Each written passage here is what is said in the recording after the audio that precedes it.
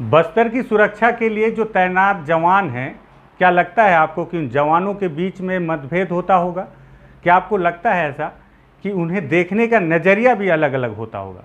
मुझे तो कुछ ऐसा ही नज़र आ रहा है। नमस्कार, मैं विकास तिवारी हूं और आप बस्तर टॉकीज़ देख रहे हैं। बस्तर टॉकीज़ में आज हम इस मुद्दे पे बात करना चाह रहे हैं कि बीते दिनों आपने राकेश्वर मनहार का नाम सुना होगा। पूरे देश ने इस नाम पर खूब चर्चा किया था। राकेश्वर मनहार दरअसल सीआरपीएफ कोबरा के जवान थे और बीजापुर के टेकलगुड़ा में जो एक बड़ी मुठभेड़ हुई थी जिसमें 22 जवान शहीद हुए थे, उस दौरान सीआरपीएफ कोबरा के इस जवान का नक्सलियों ने अपहरण कर लिया था।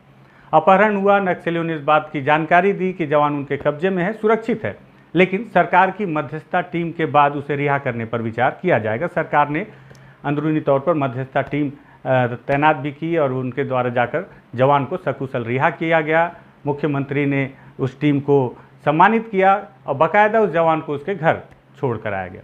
इस दौरान जो बुद्धिजीवियों का जो वर्ग होता है, जो ट्विटर पे सक्रिय होता है, हमने लगातार देखा कि ट्विटर पे इस सीआरपीएफ के जवान की रिहाई के लिए युद्ध छिड़ गया था नक्सलियों के खिलाफ में। जब तक जवान सकुशल रिहा नहीं हो पाया तब तक ट्विटर पे लगातार उनके बारे में सरकार से, नक्सलियों से गुहार लगाई जा रही थी, फरियाद की जा रही थी। सरकार को कोसा जा रहा था कि सरकार इस पर कोई पहल क्यों नहीं कर रही है, केंद्र सरकार पर भी और राज्य सरकार पर भी। कुछ दिन बीते हैं और कल एक बार फिर से बीजापुर में एक जिला बल के जवान को नक्सलियों ने फिर से अपहरण कर लिया। जवान का नाम मुरली ताती है, जगदलपुर में वो तैनात था और बीजापुर के गंगालूर क्षेत्र के पालनार में उसका घर है। बताया जा रहा है कि कुछ मानसिक तौर पर परेशान भी था, कुछ दिनों से उसका इलाज भी चल रहा था, लेकिन नक्सलियों के चंगुल में फंस गया। बताते हैं कि कभी एसपीओ था और जो सलवा जुड़ूम है उस समय भी वो काफ़ी सक्रिय था। उसके बाद उसे फोर्स में एंट्री मिली और उसके बाद उसे दो या तीन आउट ऑफ टर्न प्रमोशन भी मिले, जिससे आज वो सब इंस्पेक्टर बन चुका है। कंधे पे 2 सितारे भी हैं, लेकिन मानसिक तनाव की वजह से मानसिक तौर पे वो परेशान था। नौकरी से 1 आध महीने से कुछ अलग सा था और घर गया हुआ था। उसी दौरान नक्सलियों को उसकी जानकारी मिली और नक्सलियों ने उसे अगवा कर लिया। अब मुद्दा ये आता है कि क्या जवान को एक बार फिर नक्सली सकुशल निशर्त रिहा कर देंगे? क्या फिर से सरकार उसे रिहा करने के लिए कोई मध्यस्थ टीम बनाएगी जो नक्सलियों तक जाए और उनसे बातचीत करे और जवान को सकुशल रिहा करवा कर ले आए? जवान वही है जो बस्तर में तैनात है, बस्तर की सुरक्षा के लिए तैनात है, नक्सलियों के खिलाफ तैनात है। इस जवान की भी पत्नी है, 3 मासूम बच्चे हैं। इस जवान की पत्नी भी नक्सलियों से गुहार लगा रही है। गुहार भी आप सुन लें। नाम बताएंगे दीदी? मेरा नाम मैनू ताती है और मेरे पति का नाम मुरली ताती है।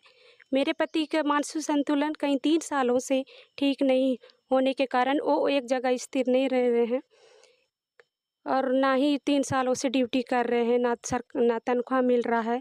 तो मैं बहुत परेशान हूँ कि मेरे पति का इलाज कहीं अच्छे जगह कराऊँ और मैं कोशिश कर रही हूँ कि मेरे पति को जल्दी से जल्दी उनका इलाज करने की।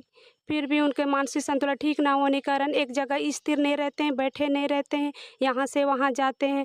मैं उनके पीछे हमेशा लगे रहती थी कि कहीं ये कहीं अंदर गाँव कहीं चला ना जाए करके। फिर भी एक दिन अचानक मैं बाथरूम जाऊँगा करके मेरे को बताए और अचानक हम लोग को बिन बताए निकल गए हैं। तो 3 दिनों से मैं पता कर रही हूँ कि ये कहाँ गए, तो अचानक पता चला है कि बीजापुर में कि उनका अपहरण हो गया है करके। तो मैं उनको ढूंढते हुए यहाँ गांव तक आई हूँ। मैं जनता के साथ एक उम्मीद लेके आई हूँ कि मेरे पति को छोड़ दें और जनता यदि साथ है तो कुछ नहीं होगा। मुझे विश्वास है मेरे पति का ज़रूर सहयोग देंगे और आगे माओवादियों से भी अपील करती हूँ कि मेरे पति को छोड़ दे। उनका मानसिक संतुलन ठीक नहीं है और बहुत परेशान हूँ मैं उनके इलाज करने के लिए।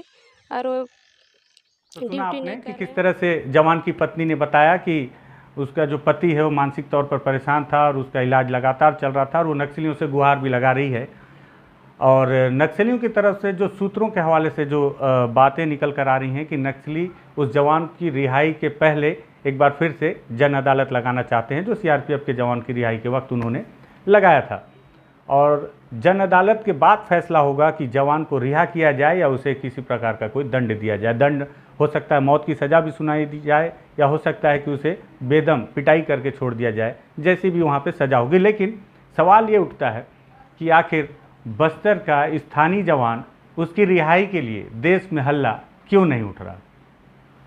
मेरे मन में ये सवाल उस वक्त भी आया था जब सीआरपीएफ के जवान को नक्सलियों ने अगवा किया था, कि जब सीआरपीएफ का जवान अगवा हुआ है तो इतना हल्ला, जब बस्तर से कई बार यहाँ के जो स्थानीय आदिवासी जो यहाँ के पुलिस के सेना में तैनात हैं या पुलिस बल में तैनात हैं, उनकी रिहाई जब उनके नक्सलियों के द्वारा उन्हें अगवा कर लिया जाता है तो केवल हर किसी के मुंह पे चुप्पी होती है, और 2 या 3 दिनों के बाद जब उसके शव को नक्सली मार कर कहीं फेंक देते हैं तो उसकी बॉडी लेकर वापस आया जाता है और बताया जाता है कि उसकी निर्मम हत्या कर दी गई।